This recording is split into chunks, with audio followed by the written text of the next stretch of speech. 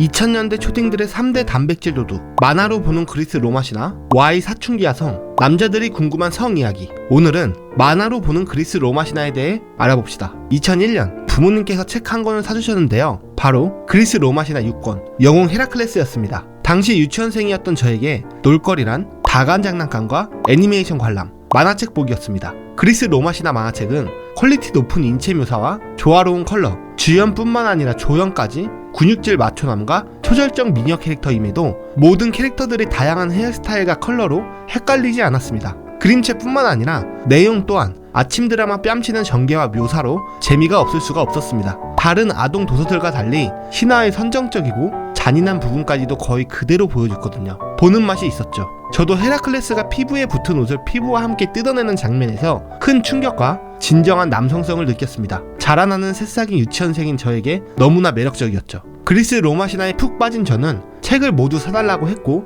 결국 1권부터 6권까지 모든 책을 구매하게 되었습니다. 그리스 로마 신화는 저뿐만 아니라 수많은 어린이들의 인기 도서였는데요. 당시 학습 만화라면 일단 구매하는 사회적 분위기와 예쁜 그림체에 이끌린 아이들의 호기심으로 많은 집에 하나씩 놓여지게 됩니다. 구매를 고려하는 부모들 또한 책 뒤편에 쓰여있는 어린이나 어린애기 필독도서 영순위 문구와 신권이 나올 때마다 어린이 베스트셀러에 당당히 놓여져 있으면서 책의 내용도 빵모자 쓴 아빠가 아이들에게 신화를 알려주는 것으로 시작하기 때문에 한 권쯤 구매하게 됩니다. 선풍적인 인기로 도서관, 미용실, 소아과, 친구집, 어디를 가도 한 권씩은 있었습니다. 결국 2002년 만화로 보는 그리스 로마 신화는 오늘의 우리 만화상을 받아 용비불패, 짱, 프리스트, 먼나라 이웃나라와 어깨를 나란히 하게 됩니다. 애니화되어 유명 밈을 만들어낸 올림푸스 가디언 또한 방영되었습니다. 이후 초등학생이 된 저는 여러 만화책들을 읽었지만 역시 가장 기다리는 것은 그리스 로마 신화였습니다. 18권까지 모든 책들이 집에 있었거든요. 신간 발매 시기가 지나면서도 19권은 나오지 않았습니다.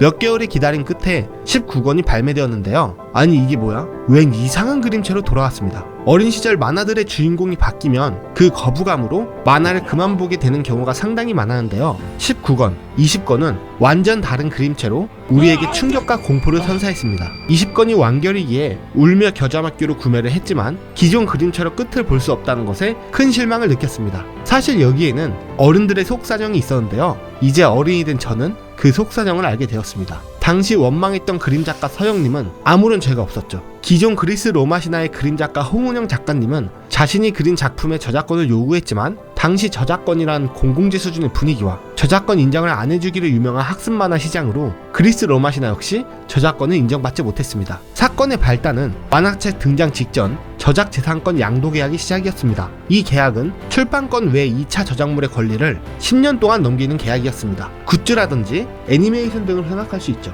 2004년 18권 출간 이후 애니판인 올림푸스 가디언의 재방영이 확정된 직후 1000만 부가 넘게 팔린 것을 숨기고 300만 부 가량의 판매 인세만 지급했습니다. 당시 홍은영 작가의 인세도 7%로 베스트셀러임에도 현재 신인 작가 수준의 인세만 지급받고 있었는데요. 그걸 또 속여 3분의 1만 지급한 거죠. 얼마 지나지 않아 동아일보에서 1000만 부가 팔렸다는 기사가 등장해 금방 들통나게 됩니다. 결국 소송으로까지 이어지게 되는데요. 당연히 소송은 작가의 승리였습니다. 홍은영 작가는 더 이상 연재하기를 거부했고 당시 출판사는 사과는커녕 명대사를 남겨버립니다. 작가놈에게 인세를 다 주고 무슨 출판사 운영을 한다고.